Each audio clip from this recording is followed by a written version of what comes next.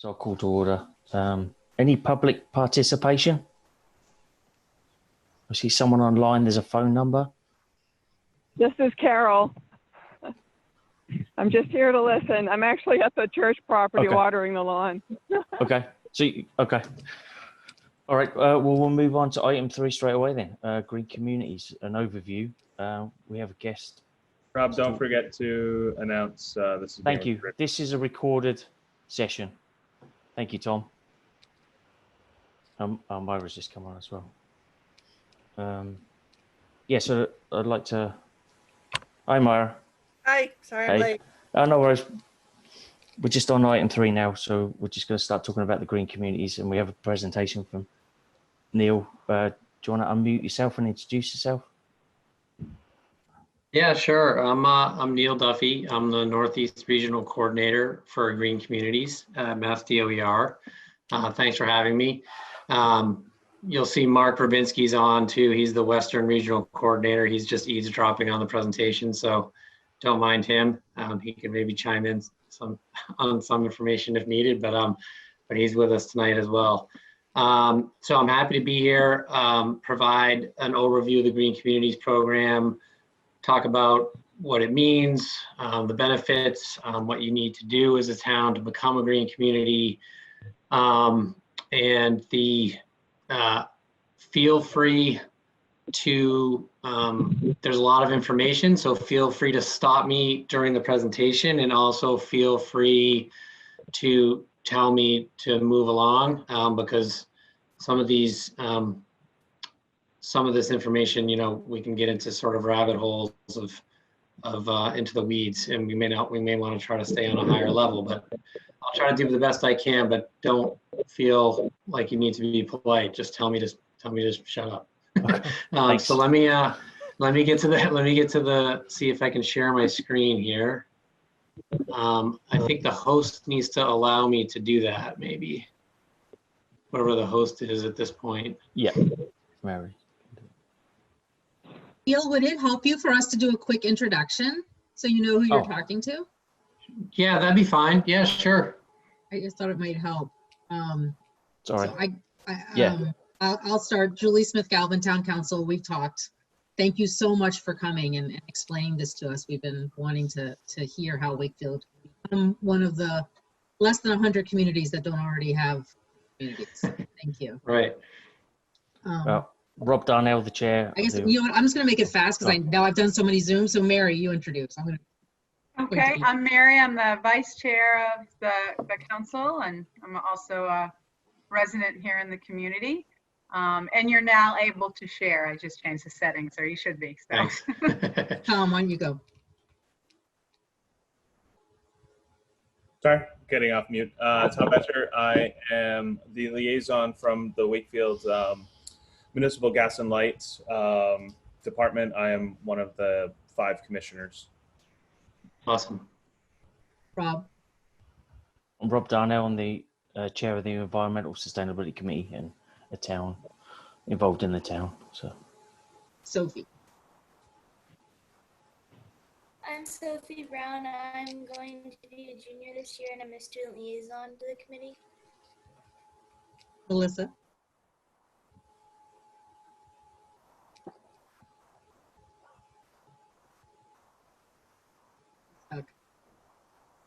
Sorry, I was trying to get off mute. I'm Melissa Houston. I'm a citizen of Wakefield, working on the styrofoam ban in town. Robin. Robin Greenberg. I'm the recording secretary for the commission, and I'm a registered architect. Claire. Hi, I'm Claire Moss. I am the environmental manager for Public Works. Susie. Susie Bayer. I'm the school committee liaison to the committee. Myra. Hi, I'm Myra Sessions. I'm one of the citizen representatives on the committee. Addie. Hi, I'm Addie. I'm going to be a junior, and I am a student liaison on the committee. Great. And Carol, who we heard from earlier, is a kind of a public participant who sits in, and you said Mark is with you, so I think that's everybody. Sorry to take that time, but I thought it might give you a little context to who you have here. No, that's really helpful. Thanks. I appreciate you doing that. And it seems like you have a great representation of people in different areas of the town. I love the student liaisons. That's awesome. I don't see that all the time with these committees, so that's great. Good for you guys. So let me see if I can share my screen. Okay, so you guys should be seeing that now. Okay, and let me just minimize this. Okay, so hold on a minute. This is not the town of Reading, but I think this is the right presentation. So Neil, when you're done, are you able to email this for record? of course, yep, I can send it to you guys. Thank you. I'll send it as a PDF. Perfect. And I have some extra slides that I sort of keep on the presentation that I'll probably take off if you're going to be sharing it, just because that can be confusing. But so just briefly, Green Communities Division, we like to think of ourselves as the clean energy hub for all Massachusetts cities and towns, not just green communities. So, you know, we hope to serve and help communities like Wakefield, even if you're not a designated green community, and hope that you should feel free to reach out to us, just because our name is the Green Communities Division. And this designation and grant program we're talking about tonight is certainly a flagship program for us. You know, we're here for you regardless of your designation status. The way we provide help is through funding and technical assistance for clean energy and energy efficiency projects, and almost exclusively for municipal facilities, streetlights included. And one example of a way we support non-green communities and also municipal light communities is we did provide a grant for Wakefield to convert your streetlights a couple of years ago. That was part of a rapid streetlight conversion program throughout the state. So currently, the Green Communities program, there are 271 green communities. This is the most recent map. You can see there are a couple white splotches up there in the northeast corner where you guys are, and almost all of those towns that are white are served by municipal light plants. So that's one of the main reasons I would say why you're not a green community, but we can get into that a little bit further on. Just a little bit of background on the program. So to date, we've provided over $123 million in grants, or award them, which are projected to provide over $17 million in savings a year in aggregate for all the municipalities. Almost 500 grants have been completed, and you can see that the projected savings are pretty significant in terms of the emissions and the equivalent of households and cars taken off the road. What we do is we provide, we're authorized to provide up to $20 million annually in grants and loans. And those funds come from both proceeds from the Regional Greenhouse Gas Initiative and also alternative compliance payments that the utilities pay. And so I won't get into what those are, but that's the source of the funding.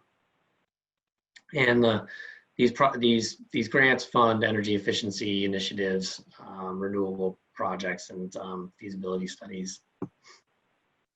So just to give you a taste of your neighborhood, again, to your north, a lot of municipal light communities, but you're surrounded by green communities. And this is just showing the total amount of what some of these municipalities have been able to garner in terms of green communities grants over the years.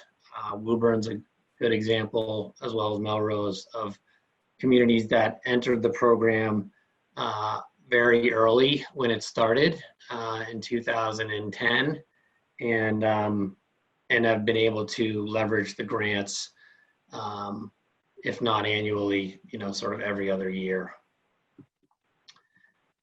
So the way that the program works is if once a town becomes a green community, you receive a designation grant, and that grant is the same amount for everyone. What I mean by that is it's $125,000, and then there's an adder based on the particular municipality's population and per capita income. So there's a formula, and so for Wakefield, that formula would get you to about $170,000. This is based on the most recent data on your population per capita income. So if you were designated in the fall, this number could change a little bit, but that's the approximate number of what your designation grant would be. Once you are a green community, once that designation grant money is spent, then you're eligible for to participate in our competitive grant rounds, which are offered annually, and those are capped at $200,000 per community. And to be eligible for those grants, you need to be a green community in good standing, which means that you have to have spent out and closed out any previous grants, and also have filed annual report with us, which is sort of like a green community's tax return. It's just reporting on your on where you are on all the criteria that I'll get into. So there are 5 criteria to become a green community. I guess before I talk about the 5 criteria, what I'll mention is that when this legislation was originally written, so municipal light plant communities are required to adopt the renewable energy charge in order to be eligible to become a green community. The renewable energy charge is something that investor-owned utility customers pay, and there is no choice. And then that money goes into the Renewable Energy Trust, which is administered by the Mass Clean Energy Center. But there are communities, and yours, we think, in talking to Julie and folks at Wakefield Municipal Light and Gas, is one that you have investor-owned utility electric customers within your town. And if you do have customers within your town who are served by an investor-owned utility, then you do not need to adopt that charge. And so it's a bit of a loophole that you're able to take advantage of. And so this came up with green communities a handful of years ago, and this is the policy we've had going forward. So we've had a lot of conversations like the one we're having tonight with municipal light plant communities who, I think at first when this program rolled out, thought, well, we don't want to adopt the charge, and sort of discounted it as something that you may not have been able to do, or you may have had other reasons. But that could be a very feasible reason that why it didn't really go anywhere necessarily when we first started. And so that being said, if you do have that customer, which it sounds like you do, and we confirm that that customer exists, then you need to satisfy these 5 criteria. And I'll go through each of these one by one. So the first 2 are really tied together. The first one is that you need to have as of right siting in your town for one of the following: renewable alternative energy generating facilities, or renewable alternative energy research and development facilities, or renewable or alternative energy manufacturing facilities. So I've not looked at your zoning, but for a town like Wakefield, often what you will discover is you may have zoning in place that satisfies this requirement.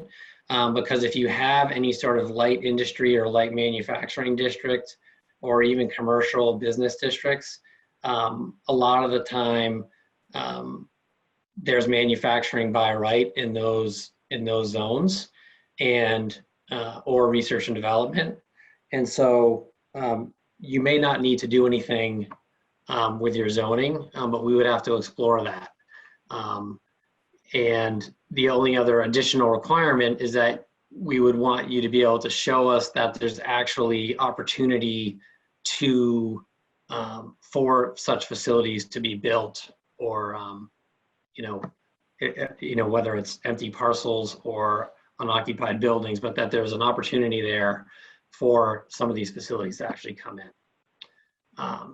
The second criteria is the permitting of these facilities. So the permitting of these types of facilities needs to be what we call expedited permitting. So it can't take more than a year. I've never come across a town that has something by right with a permitting process that would take more than a year. So again, if your zoning has, let's just say, research and development in a certain district, I'm relatively certain that the permitting process in place would meet the requirements, but we would have to just confirm that, and we need a letter from the town's attorney stating such. So you can't have any special permitting process attached to these facilities. You can have site plan review and that sort of thing. And that's not to say that it wouldn't take a year. There could be a project that takes a year to be built, but as long as there aren't delays built into your municipal process, then that's really what we're looking for. The third criteria is really in terms of the work of applying to become a green community. This is where a lot of it is. We call it sort of the term paper of green communities. And that is that you need to develop a municipal energy use baseline. And that is all the energy that your town uses as a municipality. So not your residents and not your businesses, just your schools, town hall, library, all the town-owned vehicles, police station, pumping station, street lights, all of that gets inventoried, if you will, and you create a baseline year, and then you develop a plan to reduce that energy use baseline by 20% in 5 years. And so that is where a bulk of the work will come. And we can talk a little bit more about that later. If you have questions, about it later, but that's what the third criteria is. The fourth is that you need to adopt a fuel efficient vehicle purchase policy. And this one, it needs to be adopted by your schools and by the town. It doesn't have to go to town meeting. It can be approved by the town council. And it's a policy, it's our policy, and that's really the best way to do it. And what it says is that anytime that you are replacing a vehicle that isn't exempt, then you need to replace it with a vehicle that meets the fuel economy standards in our policy. And it also says that anytime you replace a vehicle, you'll check the standards that we have to make sure that it's below or above the miles per gallon range that we set. So emergency vehicles are exempt from this, as are heavy duty vehicles like fire trucks or most of your DPW heavy duty vehicle. Light duty pickup trucks are not exempt. So like a Ford F-150 would be part of the policy. Does the municipal light plant does it fall under this as well? Yeah, I mean, if those are considered like municipal owned vehicles, it sort of depends on how you guys are structured, but at least in the past, that's been the way it's worked with other towns I've worked with that are municipal light plants. And I'm assuming that a lot of the line, the line trucks fall under kind of the DPW exemption because there's just not That's right. viable alternative for those at this point. Exactly. So if you have like Ford F-150s, those would fall under the policy, but those are also like a Ford F-150 meets our policy. So you could replace it with a Ford F-150. You wouldn't be required to replace it with a Chevy Bolt. Gotcha. Yeah, we do, as we can, we are actually electrifying the fleet where it makes sense, especially, one of the things that we're looking at and waiting for the industry to catch up is kind of the light duty vans that drive around and, do the gas checking and those types of things. Yeah, that's great. And also our grants do cover partial funding for vehicle measures. So you can replace vehicles or retrofit vehicles, do hybrid retrofits for vans. So some towns take advantage of that, especially if something is due to be replaced anyways, then it can help with those costs. And the only other, the fuel economy standards are really, I think, pretty relatively lenient. Like I said, we're not requiring towns to go electric, even though we really want them to. But it's within reason. When we set the standards, it's really making sure that there are some options that are affordable within each vehicle category. And usually the way this process works is we would talk to all of the department heads, the gas and light, the police, the DPW, the fire, and the schools, and just make sure everyone understands what it is. And then, the town council could then approve it, as well as the schools. The schools, it doesn't have to be approved by the school committee, but often that's what happens. But it can be approved, as far as we're concerned, with a letter from the superintendent. But most superintendents decide they want the school committee to approve it, and then they'll sign the letter. The fifth criteria, and this is where I have a lot of information, so I'm warning you now. And so if I'm getting down in the weeds of energy code and you want to just stop me, then feel free. But the reason this says minimize life cycle costs is because in the legislation, the criteria is that you're required to minimize the life cycle costs of new construction that's over 3,000 square feet. That's what the language is in the legislation when it was written. Really what this means is that you need to adopt the stretch code, because there is no other way that we're aware of that a town can reduce the life cycle costs of new construction. And the reason for that is that you really only have two options in terms of energy code. It's either the base code or the stretch code. You can't really create a unique code for Wakefield. You're just not able to do that. So, so you would need to adopt the stretch energy code.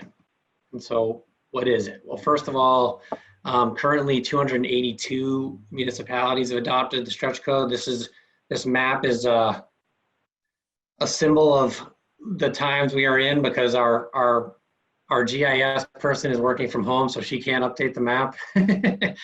So I updated it myself.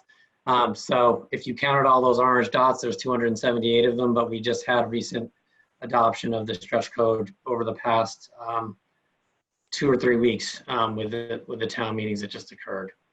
Neil? Yeah. So that list is actually higher than the green community list then? Is that just because they do right. stretch code first and then green community second? Exactly.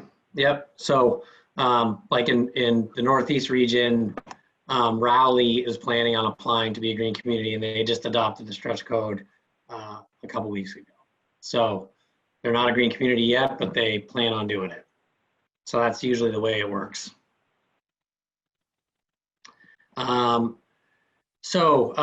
Stretch code, what is it? So really important to talk about what it isn't as well. So it only applies to new residential construction and new commercial construction over 100,000 square feet, or commercial construction over 40,000 square feet for conditioned spaces like labs and supermarkets. So additions, renovations, and repairs are not affected by an adoption of the stretch code. It's the same. So for residents who are renovating their kitchen or bathroom, nothing would change in terms of the requirements there.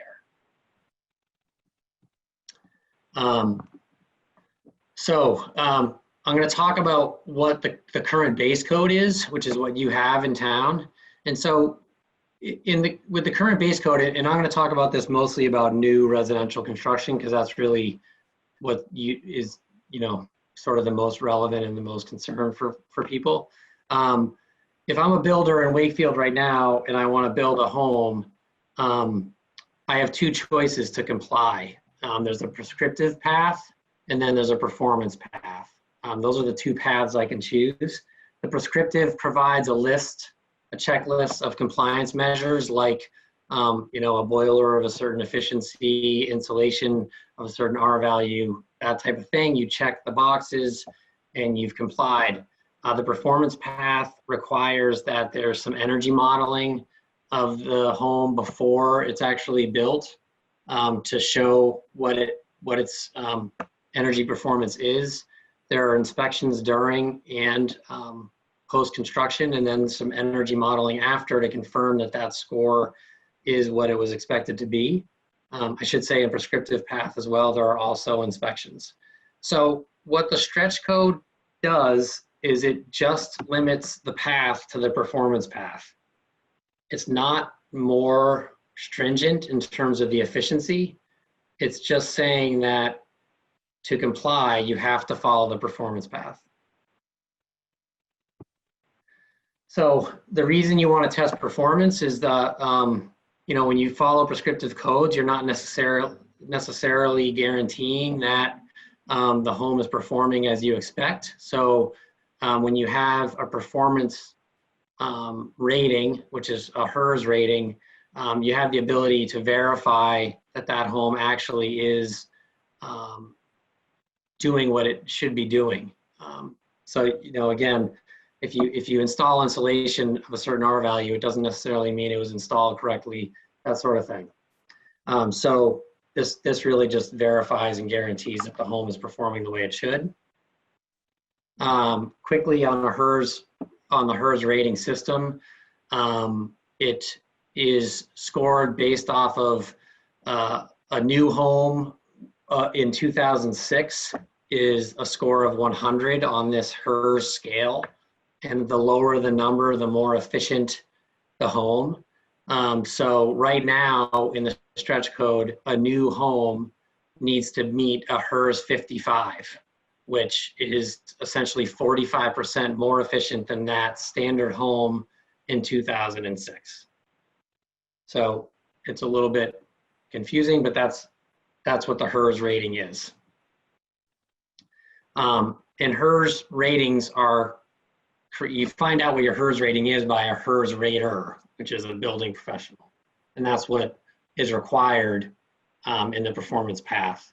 So, and that's what this HERS process is. So in the HERS process, you'd have a HERS rater come in, and when I say you, I mean the builder needs to have a HERS rater come in and do energy modeling to provide a preliminary HERS rating based on the plans.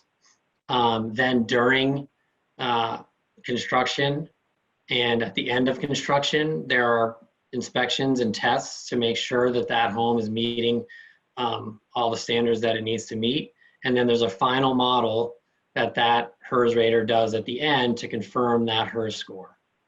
So the reason that step 2 is in a red box is that's step 2, that's required right now in the base code. So what is not required is the modeling at the front and the back. And the person often the people that do these inspections, even in the prescriptive path, are HERS raters. So it's often an added service that a HERS rater provides. It's not a totally new entity that's introduced to the building process. And then I'll just say that, you know, as you look at that map of stretch code communities and that map of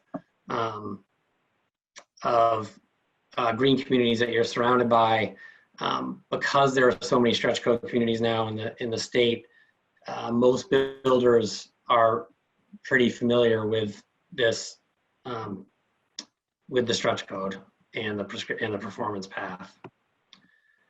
So I'm just going to quickly do a cost analysis here, and I picked a home that's heated with electricity because, Julie, I thought you had mentioned that new construction, there is no gas service for new construction. Is that true? Yes, But we do have, yeah, so we do have similar analyses for other heating fuels. And this is sort of a busy chart, but so first of all, what it's saying is up in the top left, it says the HERS index. So it's saying that the example base was this home would basically be getting a HERS score of 64. And then the target is a 60. And this is confusing, but it's not 55. And that's because in August, there's going to be an amendment to the stretch code that's adopted where homes that are heated and cooled with electricity only, there's a more lenient HERS score for them because we are trying to promote electrification. So 60 is what is required, but then the measures that occur with this example get this home down to a HERS score of a 52. So basically you see that the builder is going to incur some extra costs of about $2,000. And that's going to add a little bit if we assume that those costs just get transferred straight over to the homeowner. The energy savings that are projected from this home would provide the homeowner a positive cash flow in year one. And that's what you're seeing in the bottom there, that plus 80. And then after year one, it's even more because of the down payment is eating into that, the benefits of the savings in the first year. And so this is an example that this slide was created by ICF International, and they administer the new construction program for MassSave. And the home that they use is a sort of the standard home that comes through their program. Definitely, different homes are different and they're different sizes. And so this isn't to say that there couldn't be a case where the homeowner may not be cash flow positive in the first year, but you can see that the relative costs when you're talking about a brand new home are pretty small. This is just showing where those costs are coming from. So it's really just more, and this is just an example of the way that you could get to that lower HERS score is really just by more efficient equipment and yeah, in this case, more efficient equipment and better windows. So I want to mention this is that I mentioned that there's an amendment coming in August. We're adopting the new stretch code in August. And so part of that is what I mentioned, that if you have an electric heated and cooled home, the HERS score is a higher or lower standard, if you will. But other than that, the only other change really is that 4-story multifamilies will also have to follow this path where previously it was 1 to 3-story buildings. And I mention this because when you adopt the stretch code, and the stretch code needs to be adopted through town meeting. And when you adopt the stretch code, you're not only adopting the stretch code as it is now, but you're adopting all future amendments and modifications to the stretch code. You also if you really wanted to, could unadopt the stretch code if you found that it was something that Wakefield didn't want to do.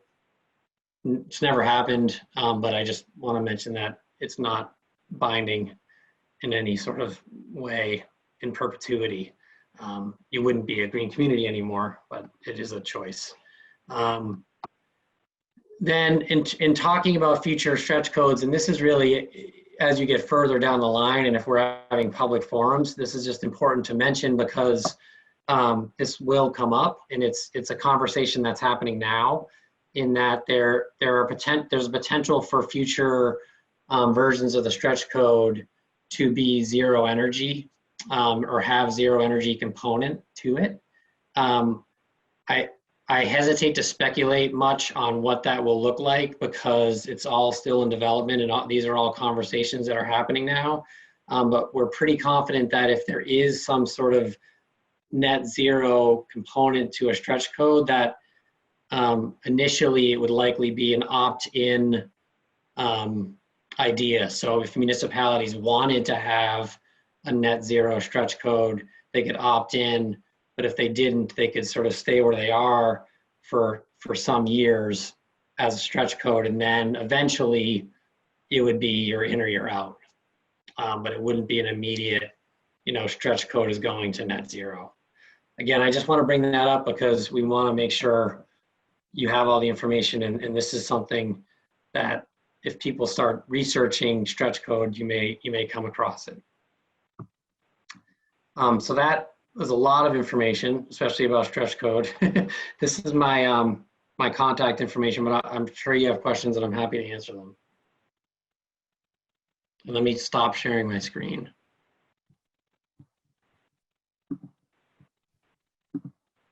I just wanted to clarify on the natural gas versus electric. Is that that's a light department policy? Yes, it's we have a moratorium right now, and it's on only multifamily at the moment. So the moratorium is only on multifamily, whether it's renovation or new construction. At the moment, that does not apply to single family. So you could potentially, if gas service is on the streets, whether it's new construction or renovation, add to a single family home, you could add natural gas to it if it doesn't exist today. Just the way the program is written. Yeah, so that cost slide I showed you, we have similar slides for gas. For Wakefield, the costs are a little bit more, but what I don't know is I'm making assumptions on new construction that there aren't any utility rebates just because I'm not aware of them. Whereas in the Mass Safe program, we know what they are. So if Wakefield Municipal Gas and Light is providing new construction rebates or anything there, then that would change what we have as far as our information. We are not. New construction has no rebates. It's only for, so like we just put in heat pumps. Heat pumps are for renovations. Gotcha. But if new construction, do not qualify for those. Okay. So yeah, so it's still a reasonable, cost analysis where the homeowner is really coming out cash flow positive, even without that. So so I can share those, and we have oil and propane as well, analyses that show really that the cost difference is not great, but I hesitate to go through all those in presentations like these, I do have a question, and it's probably more kind of around from getting this, how do you see successful towns passing this, I guess prescriptive mapping of the work that needs to be done ahead of time, bringing this forth to town meeting, public engagement, and getting the community really behind, at the time that we're, bringing this warrant forward, this article, and having, the positive outcome of the town voting yes for this. Do you have things to share around that, and what a campaign would look like? Yeah, it does vary from town to town. I'm available to provide, informational sessions like these but it could just be stretch code focused, and all that information about green communities would be pared down. We'd really just we talk about green communities and the benefits, but we would really just talk about what the stretch code is. So usually the way it works is towns will try to have at least one public forum, if not many. Sometimes there are public forums where everyone's invited. Sometimes there are public forums and smaller ones that are sort of targeted towards builders.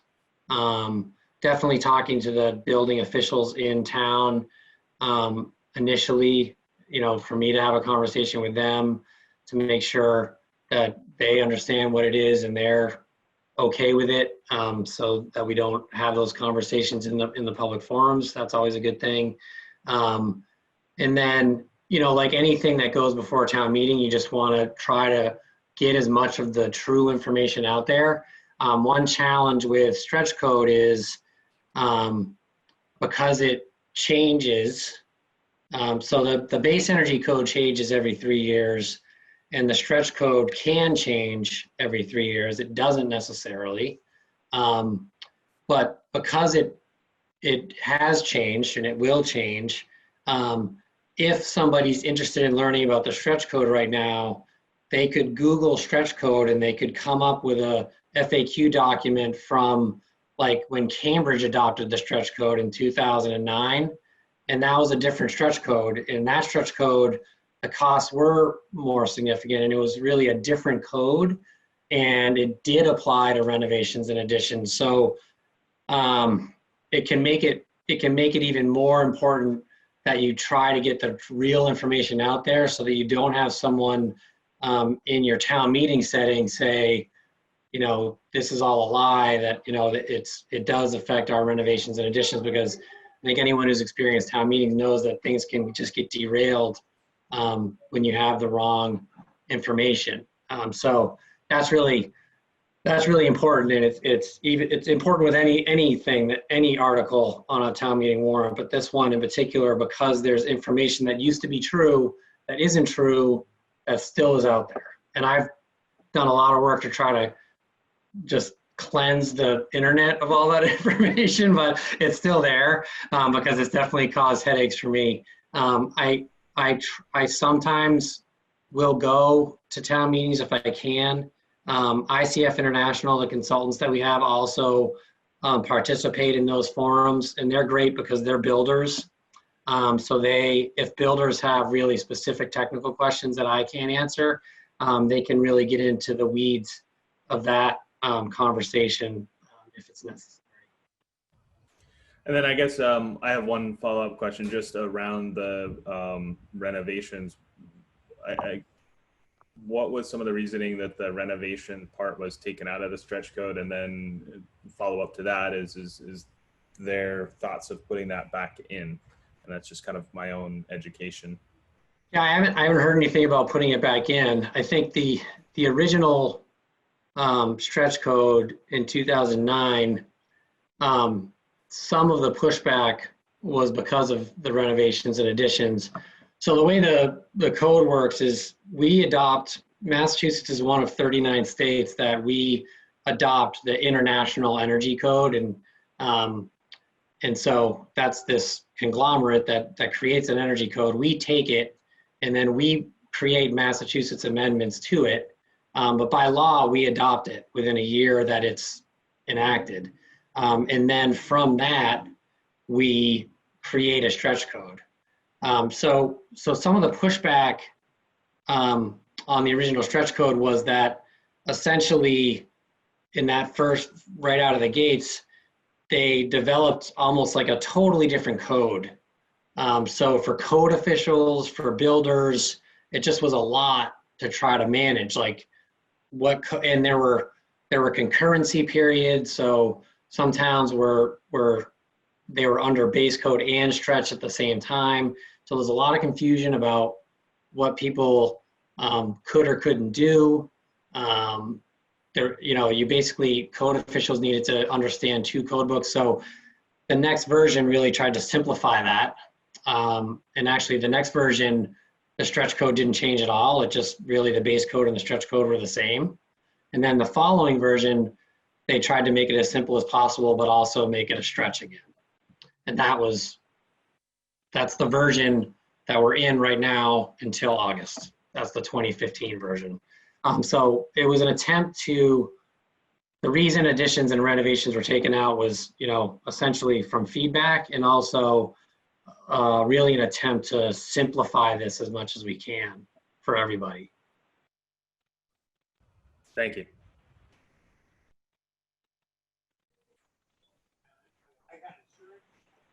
I have a couple of questions.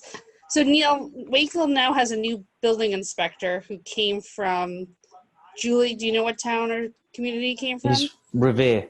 Revere.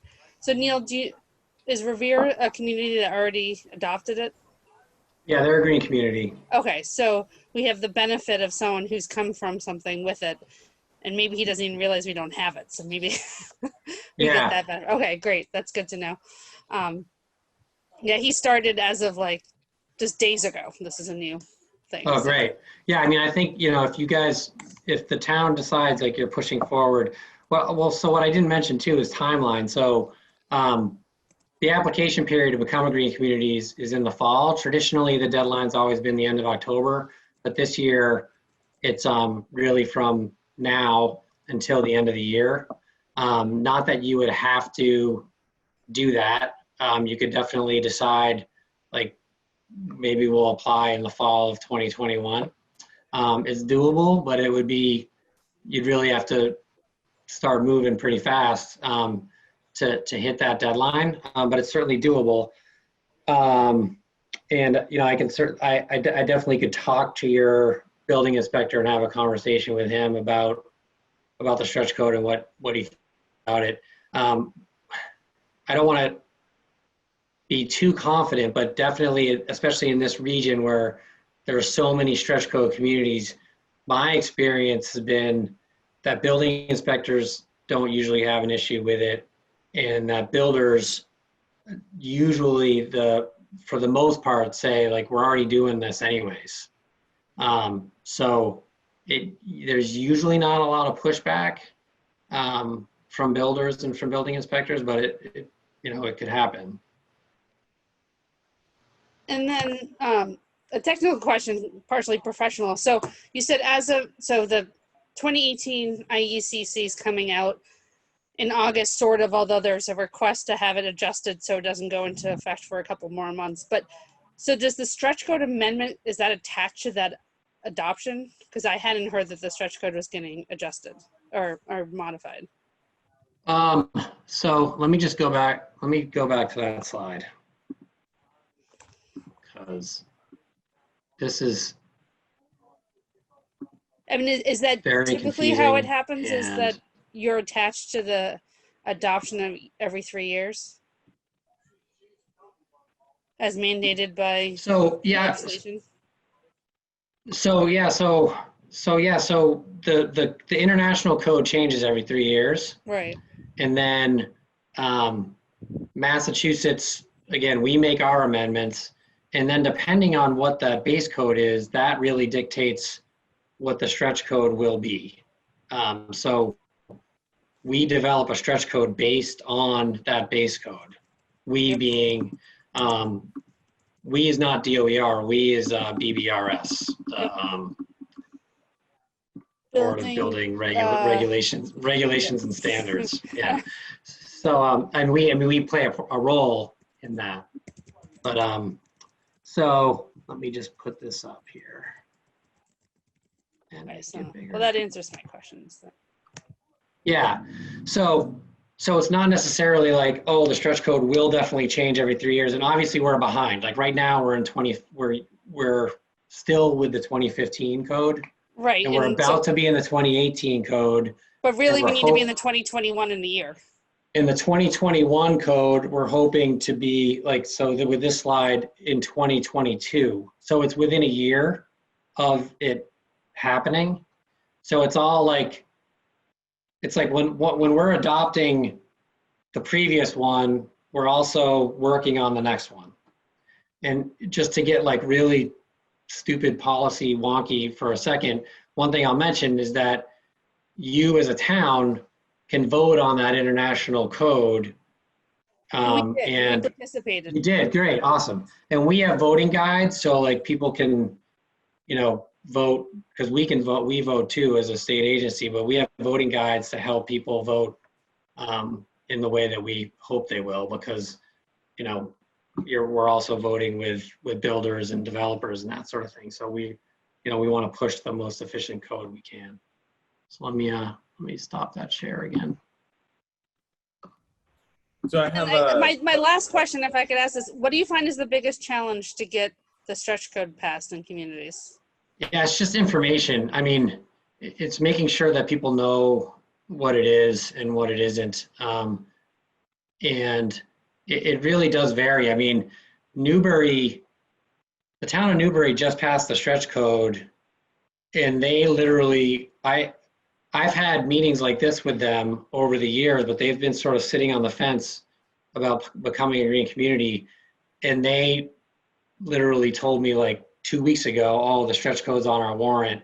And so I didn't do any outreach with them.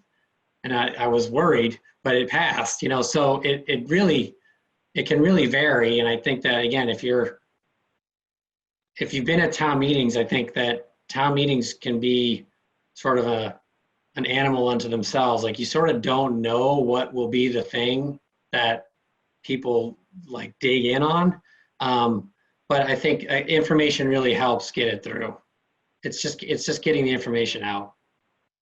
And I would say, you know, that's where I'll help you through all of this, but that's where you should really lean on us and, you know, refer people to me for questions, and not feel like you necessarily have to answer things that you're not sure of, because you don't want to have misinformation get out.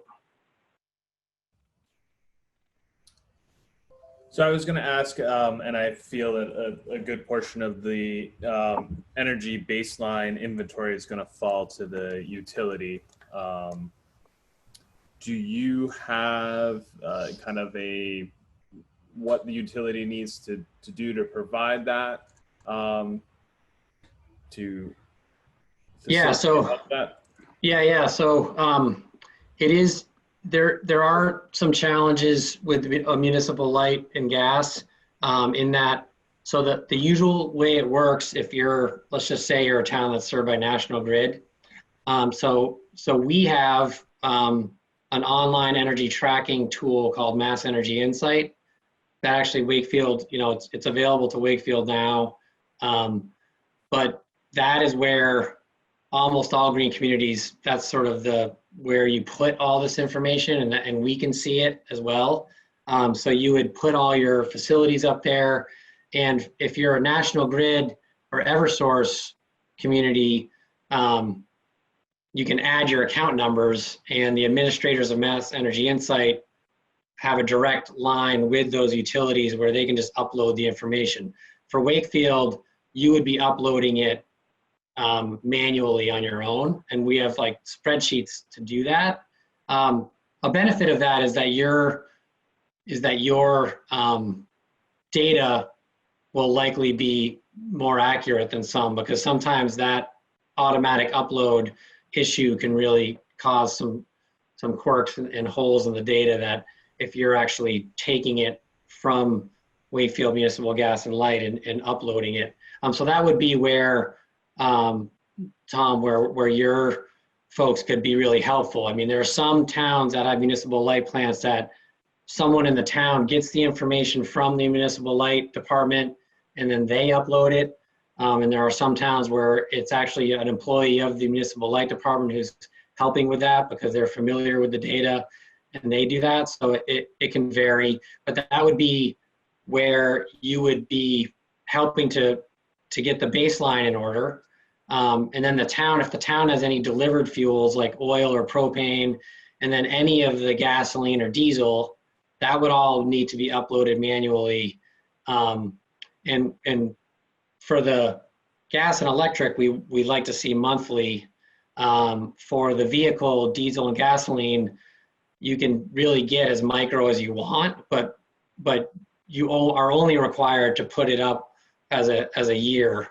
And we go, almost all green communities go by fiscal year. You could do calendar year, but I wouldn't recommend it. So you could just enter, the gasoline use for the fiscal year of 20 if you wanted to, and you wouldn't have to necessarily be broken down any more than that. So it's really up to the municipality to decide how really detailed you want to get. While I'm talking about that in terms of the energy reduction plan, again, sort of a unique challenge for a town like Wakefield is the investor-owned utilities have vendors that they work with that they call preferred vendors, and those vendors will perform audits at no cost in municipal facilities. So if a National Grid or Eversource serviced community is trying to become a green community, they can work with one of those vendors to have audits done of all their buildings to identify a lot of the low-hanging fruit. They're not incredibly extensive audits, but so they really will look at like the lighting and the HVAC and weatherization. So for Wakefield, that's what you would need to find another way to do that, which could be a cost to the town to have a company come in and do audits of your buildings. And then the other part of it is really looking at what do you have planned now, because you may have had audits done of buildings. You may have information for projects that you're trying to do that could be incorporated into the plan. And then the last part of this is that you're allowed to go back. So if you applied this year, you could go back to fiscal year 18 as your baseline. So anything you've done since fiscal year 18, you could include in your energy reduction plan. So there's a way to take credit for things that you've done recently. So hopefully that answers the question. It's not trivial. There is help available through regional planning agencies. They can provide technical assistance to help develop these energy reduction plans. We do provide grants to pay the regional planning agencies to provide that assistance. Unfortunately, that grant window is closed. So if Wakefield wanted to get help from MAPC, for instance, to help you with this, then you would have to actually pay MAPC to help you to do it right now. But if you wanted to do it next year, you could potentially take advantage of the grant that we have when it becomes available again.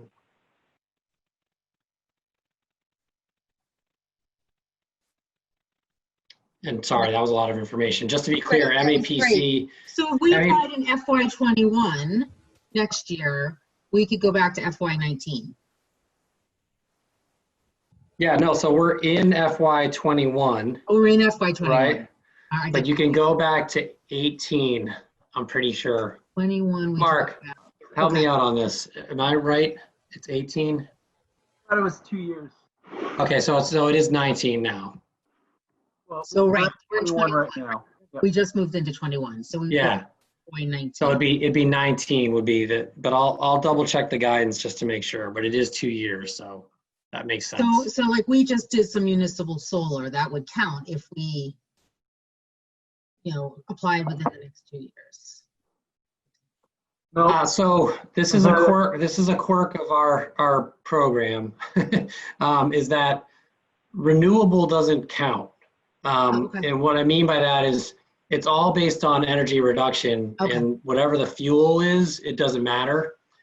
So it's quirky, but that makes sense. So just by putting in solar, it's not an energy reduction measure. It's just a change of the fuel. So another scenario, we're looking at building a new high school. So our baseline would in theory be the old high school, and our reduction would be whatever we can reduce it in the new high school. Yeah, so depending on how far along you are in that process, like Bill Ricca just was designated a couple years ago, and they had a new high school that was about to come online, but the old high school was still online when they were applying to be a green community. So essentially what they did as part of their plan was showed really that the EUI of this new building, the energy use intensity, would be so much less, and you can prorate it based on the square footage. So the new building would be much bigger, but they just showed basically like, this is part of our plan that, we have this smaller building that's inefficient, and it's going to be replaced by this bigger building that will be more efficient. And so that's a way that we're going to be reducing our baseline, because that bigger building, once it comes online, the older, smaller building gets removed from their baseline, and the energy use in that bigger building, they're only taking credit, if you will, for a percentage of that building's energy use based on the old building square footage. Okay. So a little complicated, but yeah, that's the type of thing that you That can makes sense. That work makes sense. through, like, oh, we have this new building coming on. So instead of auditing this old building or proposing measures in this old building that is going away, like, that doesn't make any sense. We're You just still try to pretty early. incorporate it. I just look at, we're still pretty early in the process. I mean, Yeah. I don't want to get ahead of it, but it is something I think are hopeful. Well, It's funny, Julie, 'cause don't. Yeah. I was going to say, I wasn't even sure it would be built in time to see that 5-year ROI, but in theory, it's supposed to be, right? I mean, Right. it would take us time to get into this program, and the school, in theory, would be built by 2025, 2026. So the timing actually probably is right. Initially, I was like, yeah, no, that's not going to happen in time, but it probably could, depending on the application process and assuming that all continues as expected with MSBA, funding and such. Right. Julie, Yeah. don't forget we have the vote So I would tax, say, which is faster. That's true. The VOC is going up sooner. And that's the in roof- Wakefield. That's a new high school. The vocational high school's in Wakefield, and that's And going then up. the new roof, actually, I would assume that roof is showing an improved roof insulation at the elementary, so at that the would be an Greenwood. improvement. Yeah. Yeah, so these are definitely things to think about. I just had two quick questions, Neil. So one is we are a municipal vulnerability MVP community. And Claire helped me through this. We are looking possibly to get a grant to do some greenhouse gas baseline, which I presume you essentially have to know your electricity to get to your greenhouse gas.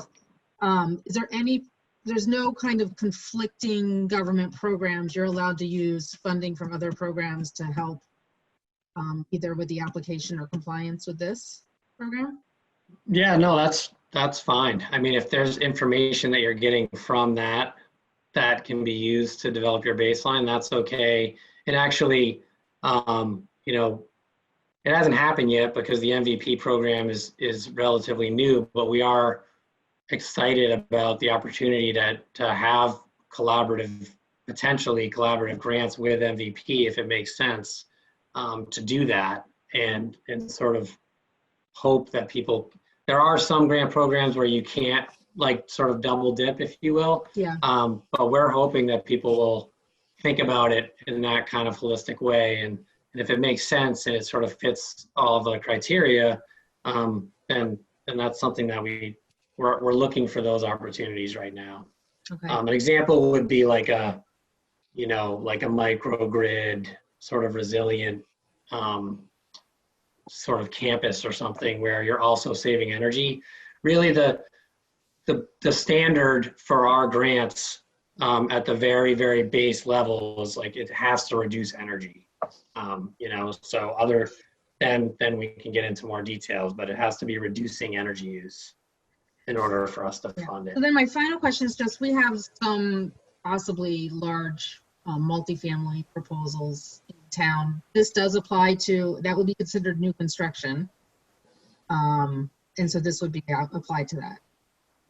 The stretch code would, yeah. Yeah, okay, the stretch code, okay. Yeah, so if it's 4 stories or less. If they're more than 4 stories, then no. So wait, so if it's more than 4 stories, you don't have to use the stretch code? Yeah, it's essentially, it falls under a different category. It's basically, you would think of it as like a commercial construction building. it has to follow the energy code. It just doesn't have to follow that performance path I talked about. Okay. So I think so is there a stretch code for like the larger commercial buildings, or no? It's just completely doesn't. Yeah, if it's just different. So for commercial buildings that are over 100,000 square feet, yeah, it has to be 10% better than okay. ASHRAE, 90 point something, you know. So commercial buildings, it's harder to do sort of an analysis like we did with homes with commercial, because commercial can mean so many different things. Okay. And there's such different buildings, but it hasn't been hard for commercial builders to get there. So there hasn't been a lot of resistance to it. Great. That's all I have. Does anybody else have any other questions? I think well, no one's got their hand up. This is great, Neil. Thank you so much. And it's just great to know that we can kind of lean on you as we talk about it. So thank you and Mark for coming, definitely. Yeah, we've got a good list to work on now. So thank you. Yeah, and then the only other thing I'll mention is we do have, it may be too quick, but it's good to mention anyways, just in case you're thinking about other things. When I send the slides, right now we have municipal energy technical assistance grants, and those are, they're META for short, and those do fund audits of buildings that are heated really with oil, but also they fund feasibility studies. So even if it has nothing to do with green communities, but just for your group, they're good grants to know about. You don't have to be a green community to take advantage of them. So for instance, again, like if you're interested in microgrid or like a solar and storage potential at a site or anything like that, they're much smaller grants. They're like $12,500. It's first come, first serve. And that just opened up that opportunity, and it's going to be closing in August. So I'll send that information along. It could be something that you could potentially leverage to help you with your green communities audits, but it may be, you wouldn't be able to audit all your buildings with that grant funding. No, but it's helpful. Thank you. Yeah. Yeah, thanks for having me. It's great. And I would definitely just think about timeline, and if this year seems like you really want to push this year, or there's no reason not to think about it as potentially as a, year plus process is also a perfectly healthy way to look at it. All right, we'll I guess we'll get together and discuss a path forward and speak to our building inspector and get back to you. Okay, thanks. I guess. So thanks, Neil, and thanks, Mark, for joining us. Thanks. Yeah, thanks for having me. You're in great hands with Neil. Good luck to you. Great, thank you. Thanks, guys. Thanks for your time. We'll talk later. All right. That's great. So item 4 on the agenda is styrofoam. Where's she's doing? Hi. Hey, I'm here. Hey. Sorry, I had to find you on the screen.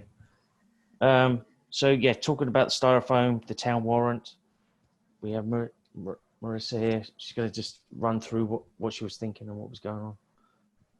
Yeah, so there's a bunch of warrants that got deferred to the November town meeting. The styrofoam ban, the amendment to the plastic bag ban with the straws was also deferred to November. So that was basically to give businesses a little bit of a break right now because of COVID. And also to give us more time to do more outreach also. But the plan is from now until November is to work with the Chamber of Commerce and the local businesses to get more information out there as far as what the options are to switch from styrofoam over to more eco-friendly products and what the costs would be And also, talk to businesses that have already made the switch so that they can kind of be an advocate for it. And yeah, just really getting the word out and hopefully getting more of support to get this passed in November. And that includes the people outside the chamber as well, trying to reach out to them. Yeah, so local businesses. Cool. Yeah. So yeah, so I heard actually from Melrose that they delayed their the start of their styrofoam ban, which was supposed to happen this summer. They delayed it because of COVID. So theirs is going forward next year instead. And what they did was basically go around to door-to-door to businesses and give them the list of available products to switch to, what their costs would be, and kind of do it that way. So I was thinking we would try that, also working with the chamber and see what they thought was the best way. I can add to that a little bit. So I think Melissa was the citizen sponsor for that warrant for the spring, and as she said, given with COVID, it probably made sense to defer. I think we as a committee could consider whether we want to bring it forward as a committee in the fall as well, and be a more kind of active part of the campaign and the committee sponsors. I think we don't have to make that decision tonight, but I think that it's something that we can certainly consider doing, and may give it a little more gravitas. So we should think about that as well. I have reached out to the chamber. They're interested in talking with us, maybe forming a kind of a working group on it. So I think there are definitely ways, but it definitely is going to take kind of a campaign, looking at the costs and all of that. I personally think it's great, and I would love for this committee to look at it and consider bringing. It would be the first thing that we bring to a town meeting since we've been formed. Think about that, and maybe we'll be doing the stretch code at the same time. Who knows? But or maybe this is practice for that. So what do we need to do to help bring that forward then? What would we? I think maybe what we do is we take the town warrant from the spring and put it into our packet, and then we can, see whether we want to bring the exact same thing forth. I will say there was some legal technical things that came up with the Board of Health when reviewing it, kind of about who was going to enforce and things like that. Maybe what we do is before the next meeting, get those things cleaned up, and then bring it here, because I think we would want to have the actual language in front of us before we would decide as a committee whether it's something we wanted to put our names on. I mean, I'm personally comfortable with it, but obviously that's a vote of the committee, and I would just want to make sure that what we're working on, we're starting with what we're working on is what we're using kind of for our public relations campaign, and then that's what everybody's going to see in the fall. So it might be worth kind of spending this month getting that worked out. I think we had taken some language from Melrose, which was great, but it may not fit completely in with our bylaws. It's also super long, frankly, and I think it scares people. And I don't know whether there's a way. If you looked at the book from the spring, I want to figure out whether there's a way to simplify it, just so it's kind of not so daunting, but still is still reflects what we want. So. Do we know which businesses are using styrofoam? Is there a list somewhere? We just kind of know by, going into those businesses. Well, we did get a list from the Board of Health, right, of all businesses that they give licenses to. So we could divide and conquer. Yeah. Everybody take a restaurant. Summer project. Out and get the high schoolers out there and, Melissa, did the Chamber of Commerce, or maybe this is an action item that they're taking, have they kind of come back with, on average, a restaurant, could come down to a per container, per whatever, 100 containers, costs X dollars, and then to replace that with, whatever is environmentally friendly, whether it's, compostable or biodegradable or whatever it is that they're replacing the styrofoam with, that's within the law that is proposed or bylaw, what that cost is, why, and just kind of and if there is any different, if we're talking $100 per 5,000 styrofoam, and for that same $100 you're only getting 3,000 of the biodegradable container. So we have a list of costs for a number of different products that Somerville actually developed for when the ban was put forward there. And that's what Melrose used as well. So we could just take that list of different products and costs and provide that to the chamber, provide that to local businesses so they could see their options.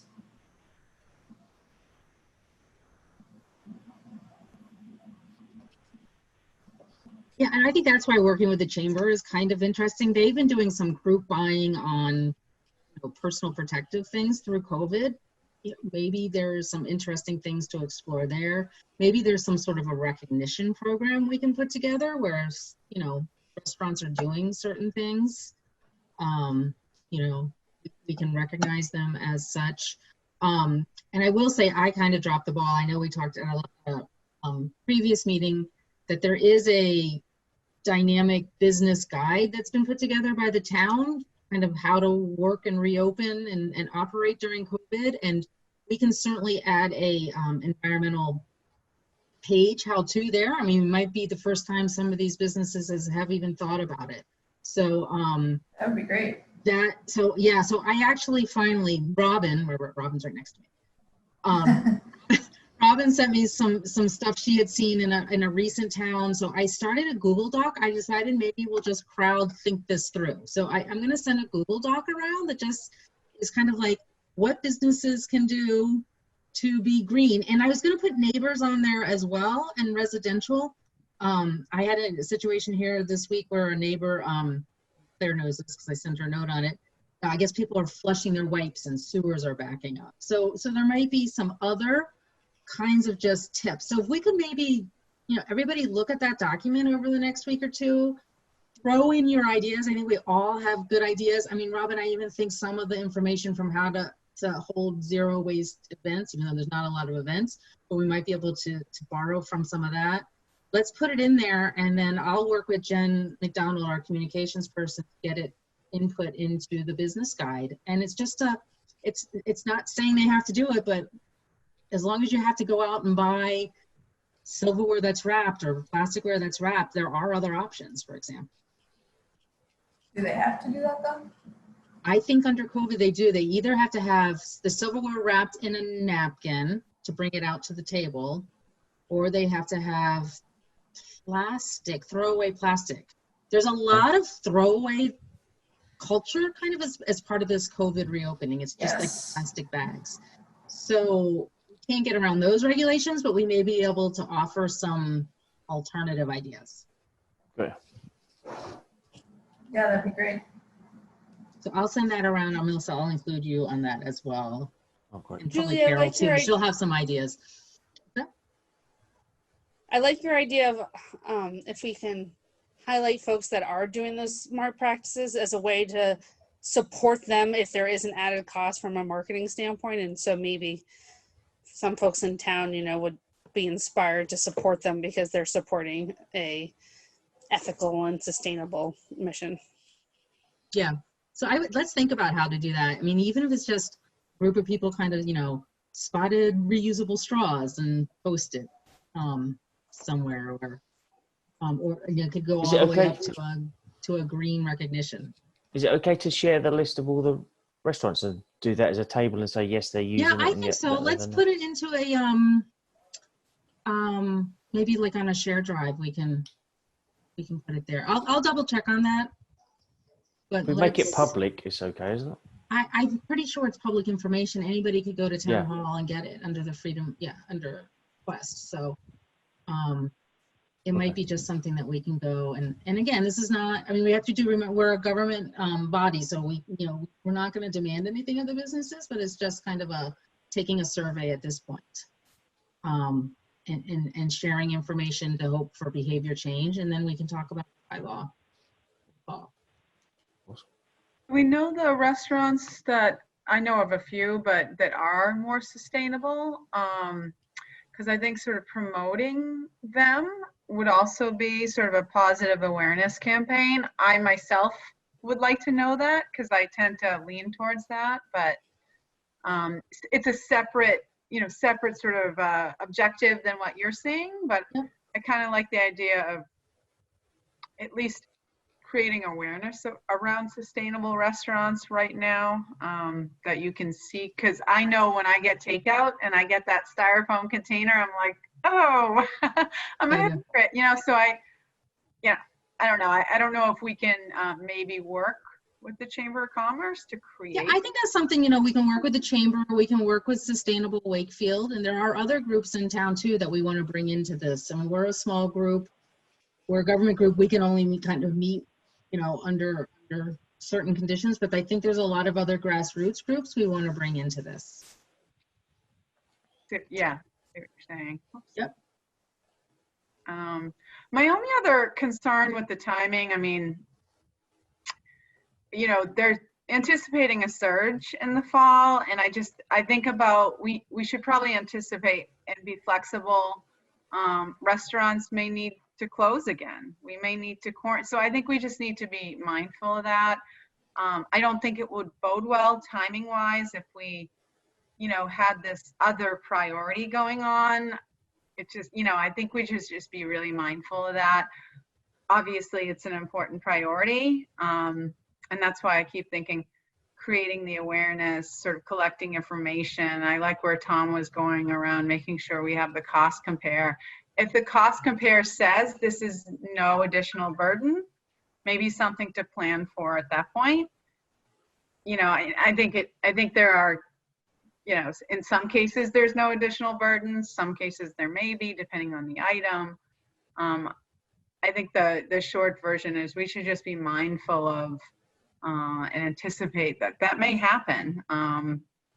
People are expecting that we're going to get a surge and we might need to close things again. So I think You're our obviously healthcare if that happens, we'll need to think about maybe pushing it out again. Well, and I think that's important, and I think what Melissa said too about Melrose delaying, and I think Melissa was very in really thinking through whether or not to continue this in the spring. I know that you thought about maybe we give it a year lead time to really give enough people time to digest this and get through COVID. So we'll have to make those decisions as the time comes. Yeah, we can choose, what date to start it. It could be a year from, it could be like 2022. It could be. Which is why it would be nice to find out if we find out, 75% of businesses, and I don't know what we're going to find. I'm just throwing it out there. If we find that, either they're already doing it or we're kind of effective at showing them that there are kind of cost benefits or marketing benefits, and there's a very small percentage not doing it, it may not be as heavy of a lift. Right. Yeah, I think taking the inventory is a good way to figure that out. Yeah, even in that same vein, the straw article of just not automatically give a straw, ask if you would like a straw. I don't see that being any sort of financial burden by just asking, so instead of the default just give, the default is not to ask. I would think that that's actually a net savings, right? Because now they're not using as many. But yeah, that's part of the same warrant as the correct. Well, there were two separate warrants in the spring. We may see whether we can that's one thing I kind of want to think about simplifying a little bit. Yeah, separating that out, maybe there's just a straw article that just says, by default, you don't give, ask. So, and, that simply, I think this is potentially, especially with COVID, a crawl, walk, run, unfortunately, we've been pushed backwards, I think. Yeah, and I think that makes sense. I think there's an awareness issue, though. I mean, there was a community site, and it just blew up because people thought it was banning straws, and it became all these arguments about why you shouldn't ban straws when that's not even what the warrant is. So I do think there's a lot of education. Yeah. Yeah, and that's we COVID hit and everything slowed down, including our own efforts. And I think it's just something to think about as we move forward. And how do we, if we need extra time to make sure that it's very clear, let's try to figure out what avenues and vehicles we can do that through. Easier said than done, I think. But I was like, what's happening? And frankly, it'll come down to when is town meeting too. So it was interesting being sort of outside of the town internal work. I was just surprised by it, seeing it from this side. Yeah. All right. Well, I think we keep this on our agenda. I'll take the responsibility to kind of look at the warrant and just see what we can kind of do. We don't really technically have to even vote on it until the warrants are due, which is probably into September. Okay. So we'll just put the warrant on for next meeting. And so let's put it on to talk about, but as importantly, I think, is the education campaign. Education.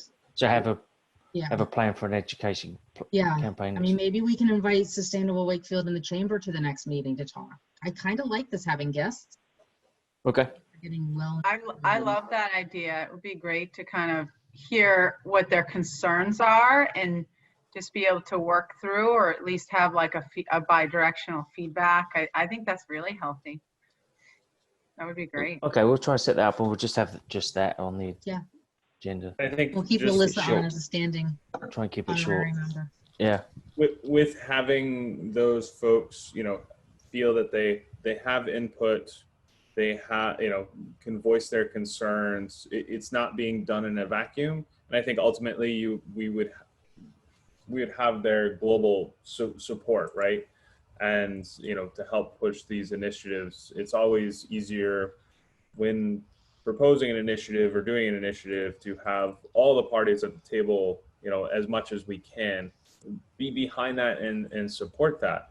To Julie's point, if, the Chamber of Commerce is already putting stuff out, we've already put out, as part of this COVID opening thing and suggestions, and we have, a high percentage of businesses already doing these things because, it's makes financial sense. It is what their customers are asking for. When customers are patronizing them, are being vocal about these things, are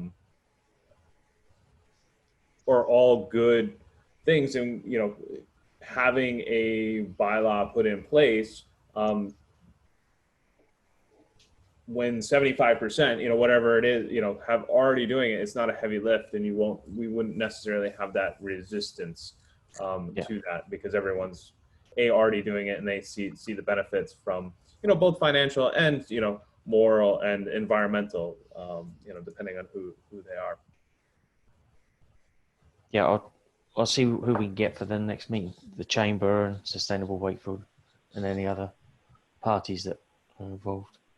And we may want to think, if we move forward, I guess it's July, August, and depending how COVID goes, but maybe there's a way to do a little bit of an informational forum, whether it's on Zoom or some other way, so that there's not some of that misunderstanding. I think people hear certain words and they react, and it's nice to kind of have a way to walk people through exactly what's in it. Okay. All right. Next on the agenda, does anybody have any other comments or questions on the styrofoam? All right. You can stay on if you like, or thanks for joining us. I had a question that Oh, wasn't yeah. about the styrofoam. I'm sorry.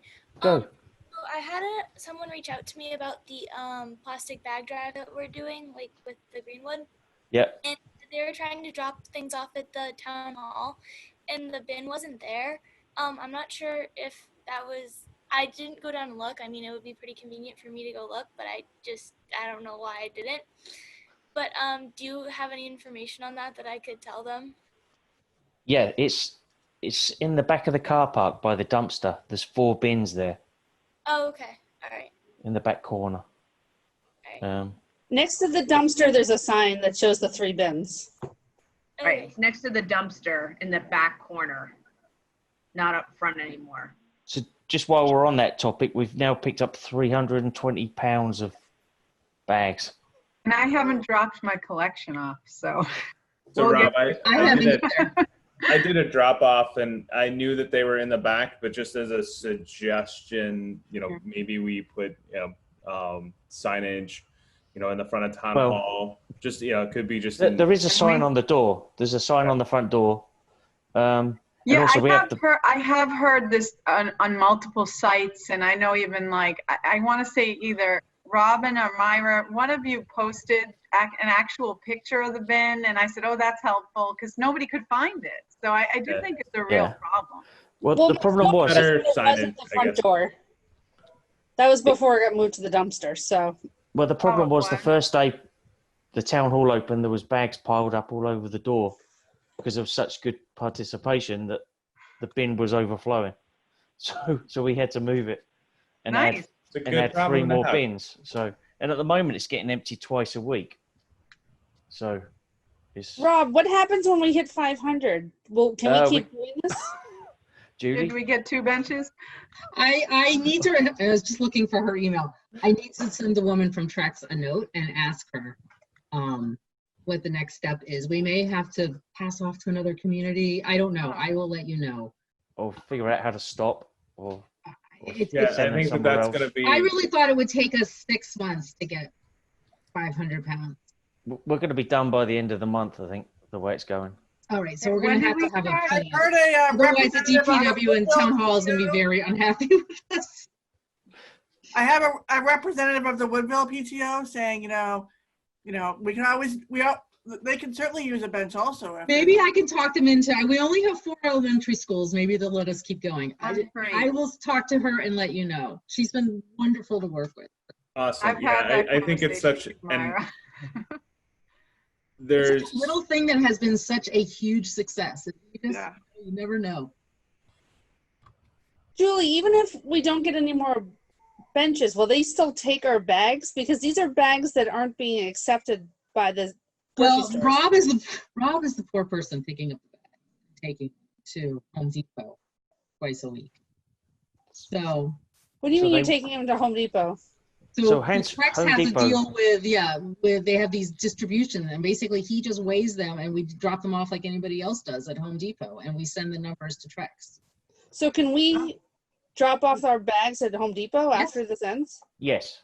How? Oh, okay. As you go in the main entrance, just to the left there, they have the bin, and it's still being used. And Rob, didn't you say the Shaw's is back? Yeah, Shaw's has just started doing it this week. Thanks to our member. Yeah, who's not here, but he got it organised. He works there, and he got his boss to put it back.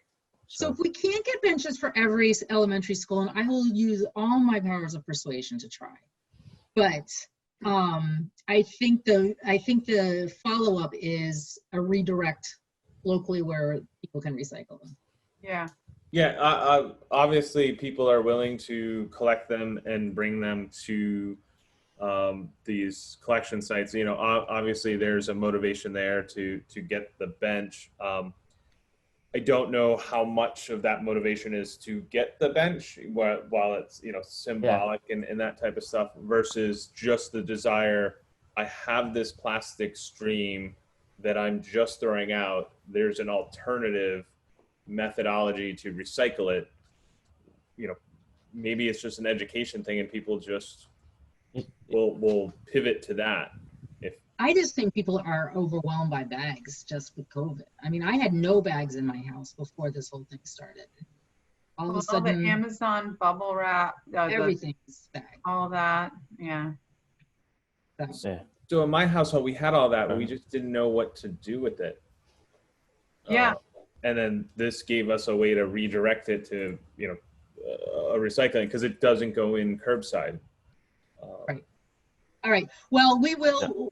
So we still need to work on it. We'll come up with a plan and we'll publicize the plan and we'll give people options. Right. Sounds good. Thanks, Sophie. That was a great question. Yeah. All right. I'm going to jump back then. Item 5, just approving the minutes. If everybody had a chance to read the right minutes that I sent the second time. Sorry about that. Yeah, just can I have a... I have a motion to accept my minutes. Can I get a second? I have a couple of comments actually. Okay, good. All right. I think on the right ones, and they're very brief. They're very small. So the first one's for the MVP grant. It's a greenhouse gas emissions and social vulnerability assessment. What? Oh, so am I adding words or correcting words? Adding and correcting. Okay. Could you send that to me just to, so I make sure I get it correctly? Yeah. Thank you. Will do. The second one is the spelling of Jen McDonald's name for the plastic film collection. It's Jenn, and the McDonald is McD, capital D. And then the last one was under the Clean Lake Committee, and that was the Friends of Lake Quannapowitt Gertrude Spalding project.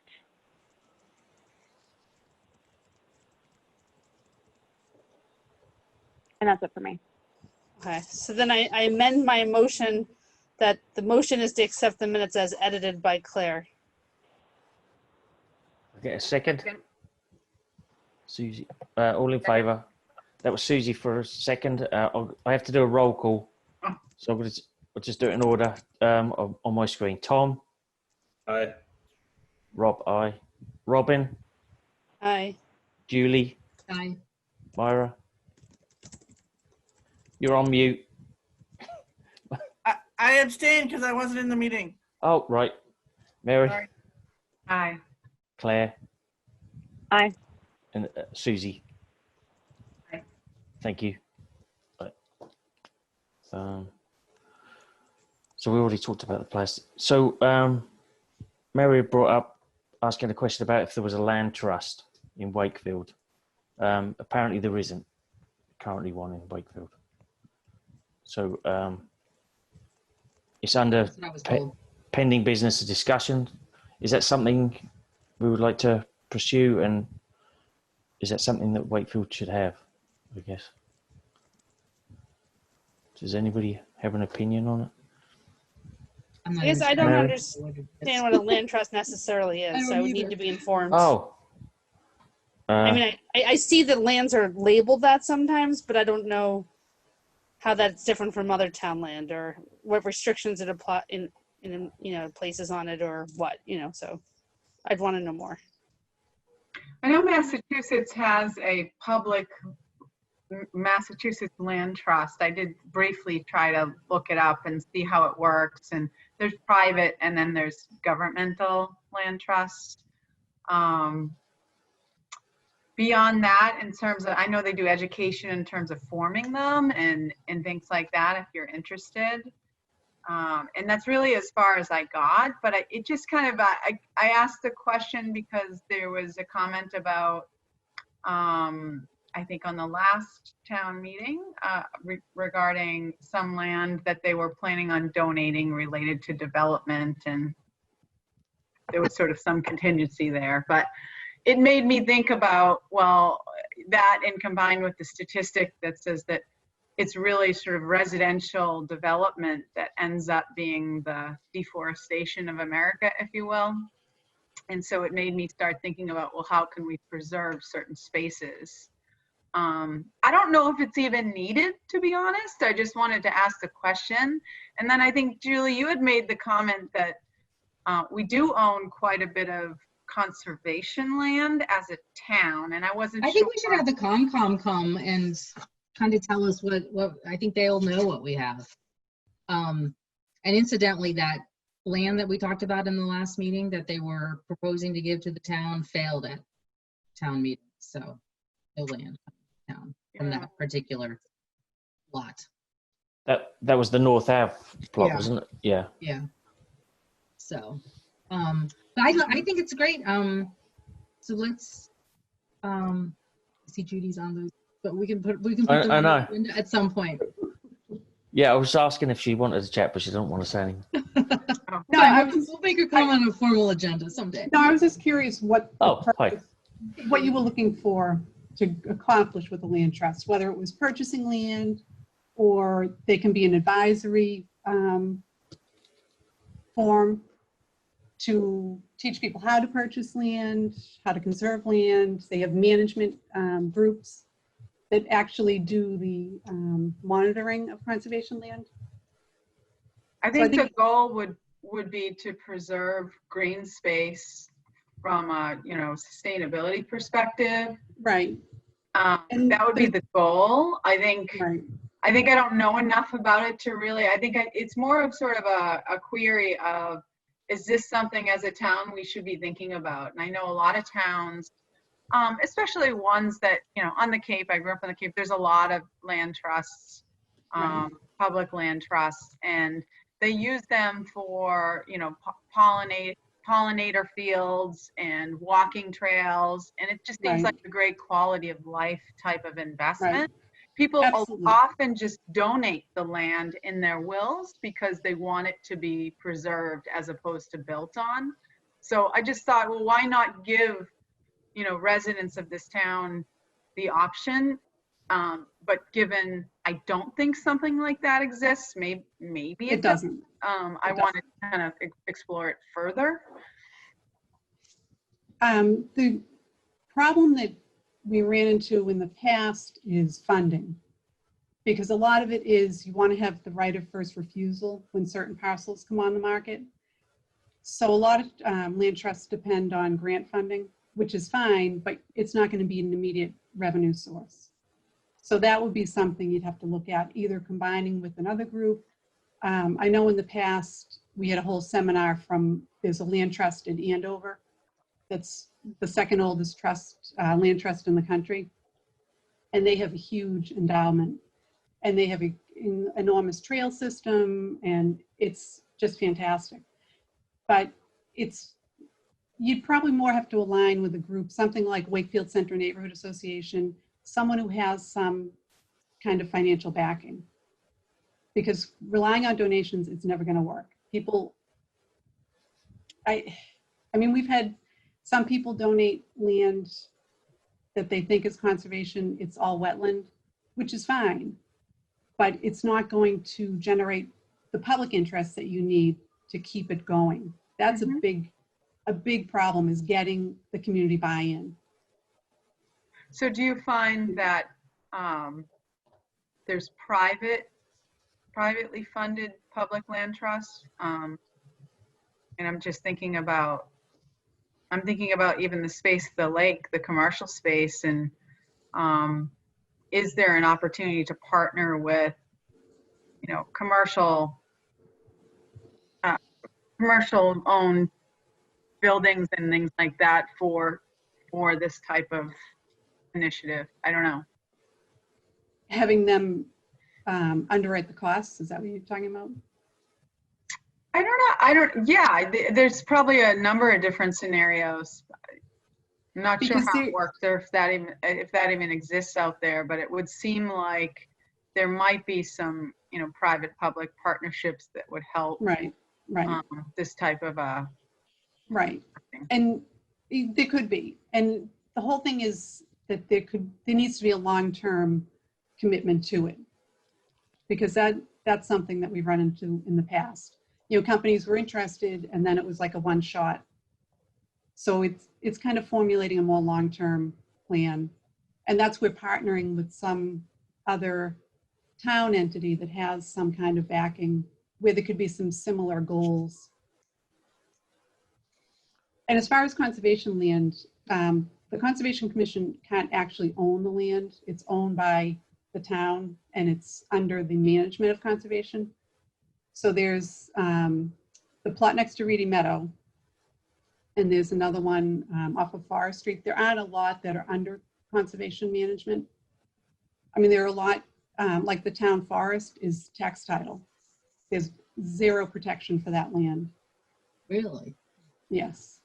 And that's something that's been talked about for ages, that it needs to be wrapped into something. Because That's something to think about, huh? 100%, yeah. And it's something that's really underused. It's a nice spot and there are some trails, but they need to be managed. They need to be, I don't know if they want to be a lot of advertising of the trails. The neighbors might not like that. But I know they used to have, they call them story walks for the little kids. They would have a nature-based story and they'd walk through on the trails and talk about the story and find different things, natural things throughout. So it was kind of a heightened awareness of the trails there.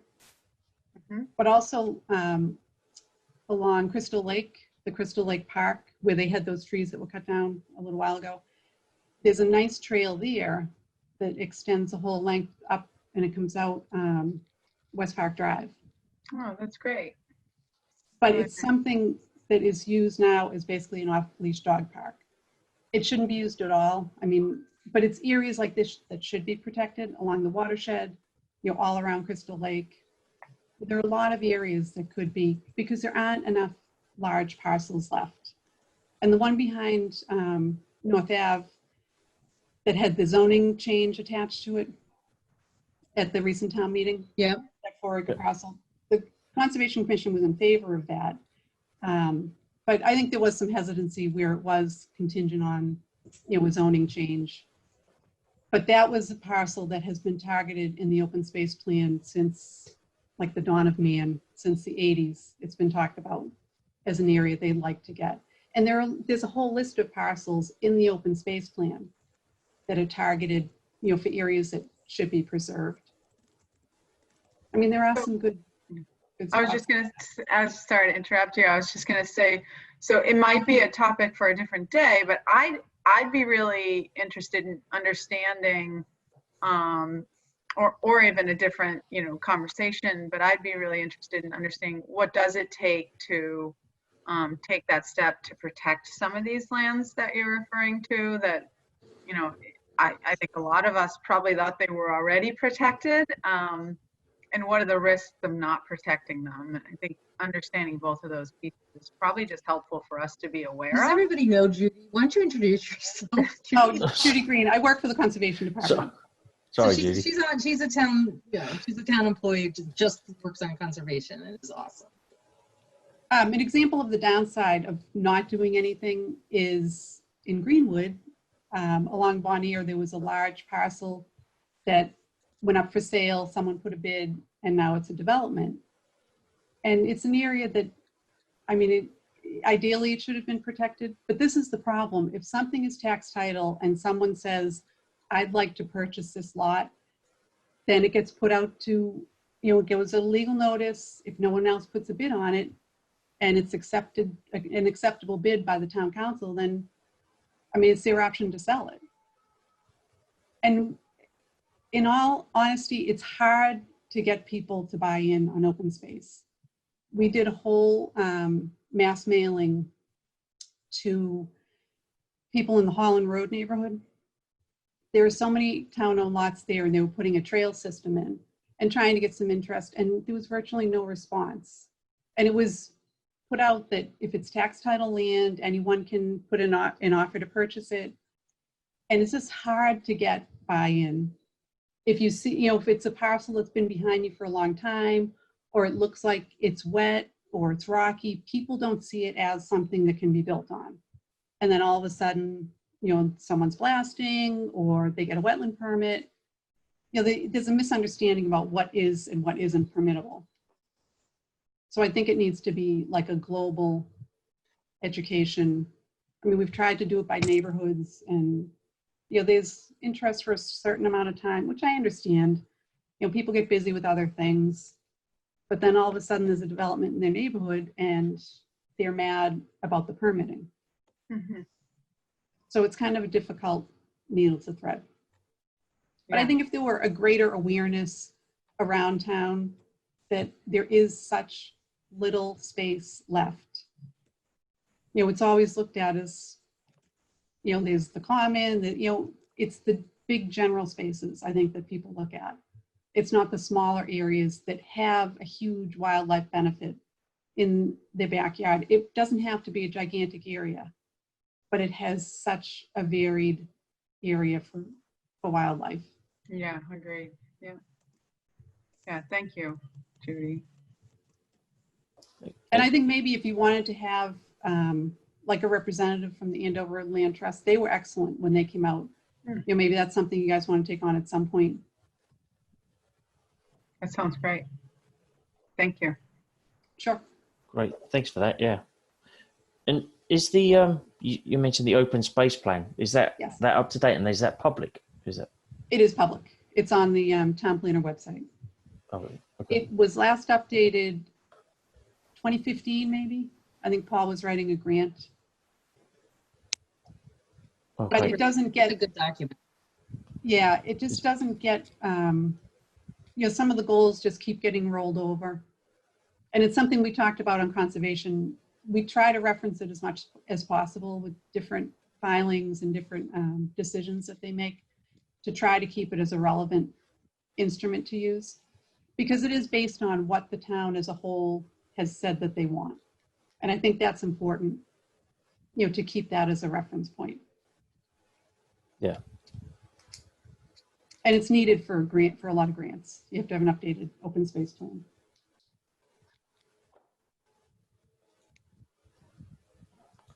All right. Well, thanks for that. So sure. I guess we could follow up, Mary, with that and bring it back to put it on the next meeting for later. Yeah. Yeah. Okay.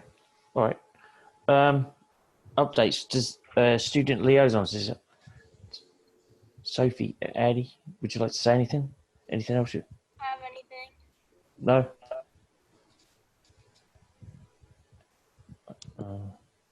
Addie, did you have anything you wanted to say? No. Susie, do you have anything you want to put in? I have no updates from a school committee standpoint. We're meeting next week. I don't expect us to have any update at that point on any definitive plans for the fall, since the guidance only came out from the state maybe 2 weeks ago, and there's a survey out to parents to try to get some feedback, but I don't expect anything kind of definitive at that meeting. And kind of on the front of you know, food rescue and the programs that were going on in the schools in the spring, until we know what that plan looks like. You know, I've certainly heard the rumors that, you know, lunch is gonna, well, actually not even the rumors. I do believe in the state guidance. There's some stuff in there about that lunch would need to be eaten in the classroom. And so, you know, I think maybe once those plans are in place and we know a little bit more, maybe we could think about what those programs look like in the new world order. But I also feel like we got to give the schools the opportunity to just figure out what the heck this is going to look like initially before we would do anything about trying to restart kind of that. And I don't even know if they're going to let, you know, parent volunteers into the schools. Like, I have no idea how any of that's going to work. Yeah. You know, they may really try to limit kind of all extra people that might come into the schools. And you might not even be able to have parents in there helping with this type of stuff. So I think, you know, we got a ways to go before we really understand what's going on at the schools. Yeah. All right. Thanks. Yep. Julie, do you have anything you want? I don't have a lot other than I think the only thing that might be relevant is we did at town council at town meeting pass the funding for an economic development person. Technically, it's a community and economic development person. So that is being advertised for. I'm really hoping that we'll put somewhat of a sustainability lens on that hiring process and eventually on the scope of the work that they do. We're augmenting it with an environmental council, which will be just another town committee. And likewise, I would love to get some sustainability voices on that as well. So just think about that as you see those things kind of come to light.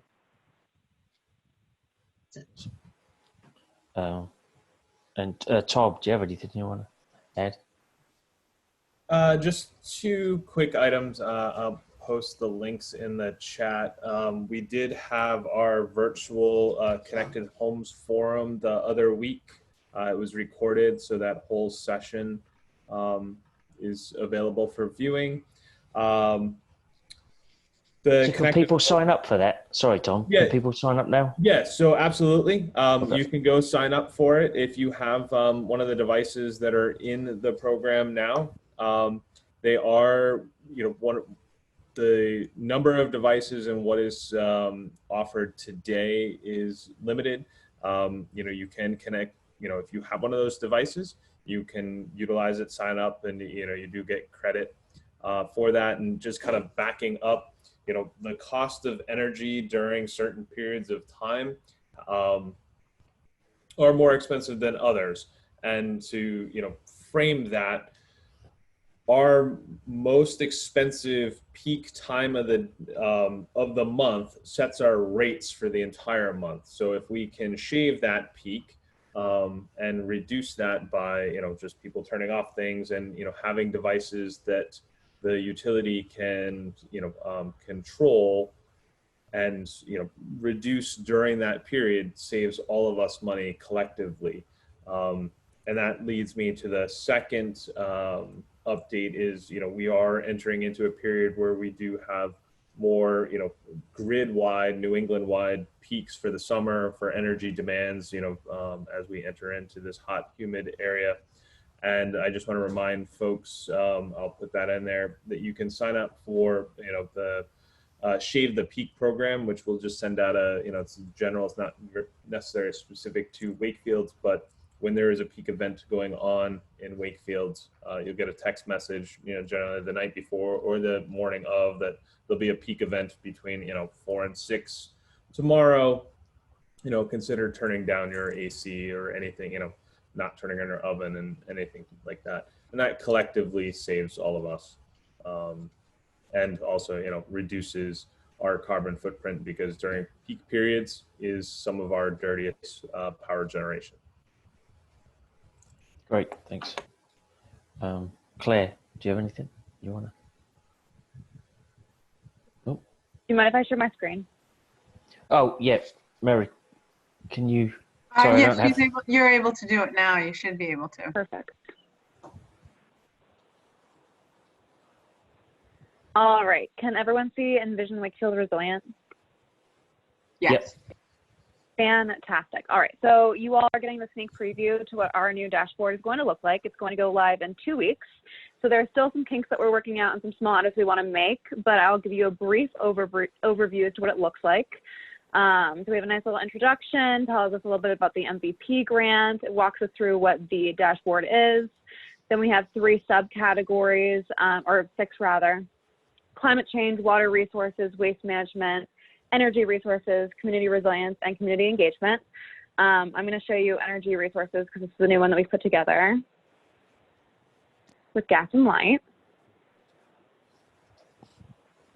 Also, my internet's a little slow, so bear with me. But we've got some fun information. We have some interesting little graphs. Essentially, we're looking at data and trying to put it out there in the world in a way that's a little bit more palatable.